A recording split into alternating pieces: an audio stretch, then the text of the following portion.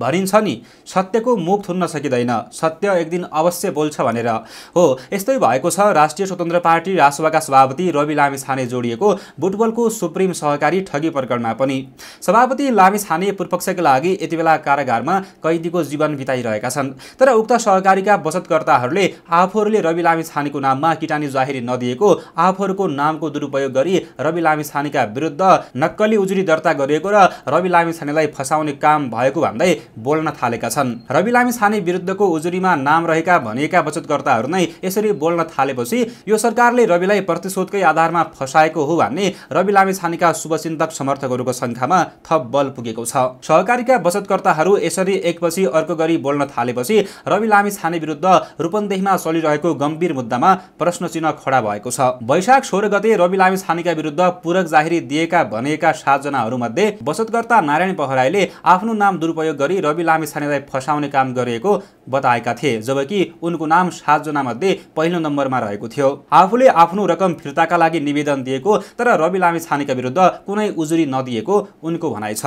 त्यसको 11औं दिनपछि वैशाख 27 गते हिजो जाहेरीको 16औं नम्बरमा नाम रहेकी गीता आचार्यले पनि सोही दावी गरेकी छन्। उनले पनि आफ्नो बचत रकम फिर्ताको लागि हालेको उजुरीलाई प्रहरीले बिना अनुमान रवि लामिछाने विरुद्ध दर्ता गरेको बताएकी छन्। एकपछि अर्को गरी बचतकर्ताहरू आफैले यस्तो भन्न थालेपछि रूपन्देही प्रहरीले रवि लामिछाने विरुद्ध गरेको अनुसन्धानमै गम्भीर प्रश्न चिन्ह खडा भएको हो। रविलाई फसाउने नियतले नक्कली उजुरीकर्ता खडा गरी रवि लामिछाने विरुद्ध मुद्दा दर्ता गरिएको रासपाका नेता कार्यकर्ताहरूले आरोप लगाउन थालेका छन्। पछिल्लो समयमा यस्तो दावी गर्ने गीता आचार्य उक्त सहकारीको बचतकर्ता हुन्।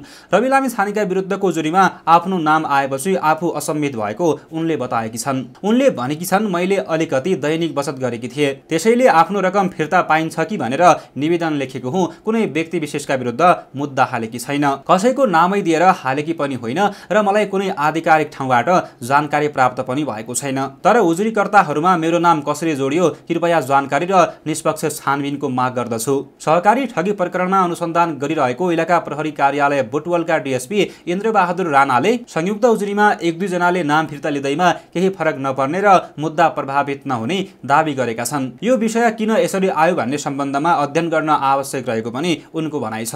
यो म आउनुभन्दा अगाडिको मुद्दा हो। उजुरीकर्ताहरू आफैले आज किन यस्तो भन्नुपर्ने अवस्था आयो भनेर बुझ्नुपर्ने देखिन्छ। मैले त यो विषयमा केही बुझेको छैन, सरकारी वकिलसँग सल्लाह गरेर मात्रै त्यसपछि थप कुराहरू भन्न सकिएला। यदि सबै पीडितहरूले हामी उजुरीकर्ता नै हैनौं भने त मुद्दा नै किन चाहियो र उनले भनेका छन्। जिल्ला अदालत रूपन्देहीमा रवि लामिछानेका विरुद्ध मुद्दा दर्ता हुँदा इलाका प्रहरी कार्यालय बुटवलका डीएसपी विजयराज पण्डित थिए, तर अहिले उनको सरुवा भएको छ। अब प्रश्न उठ्न सक्छ, अहिले आएर यस्तो भन्ने पहराई र आचार्य अहिलेसम्म किन मौन बसे त भनेर। पहराई सामान्य होटल व्यवसायी हुन् भने आचार्य मेडिकल व्यवसायी हुन्। पहराईले बुटवलको सुप्रिम सहकारीमा आफूले मासिक 1000 का दरले रकम जम्मा गर्ने गरेको र 1 वर्ष अगाडि आफै गएर रकम फिर्ताका लागि निवेदन दिएको बताएका छन्। आफूले पैसा फिर्ता पाइन्छ भनेर निवेदन दिएको तर त्यसमा रवि लामिछानेको नाम नरहेको उनको दावी छ। उनले भनेका छन्, सुरुमा त खासै वास्ता गरिएन, अदालत आफैले छिनुफानु गरिहाल्ला भन्ने भयो। साथीहरूले पनि केही हुन्न नातिनोस् भन्नु भएको थियो, तर यो झमेला लामो समयसम्म पनि टुङ्गिएन।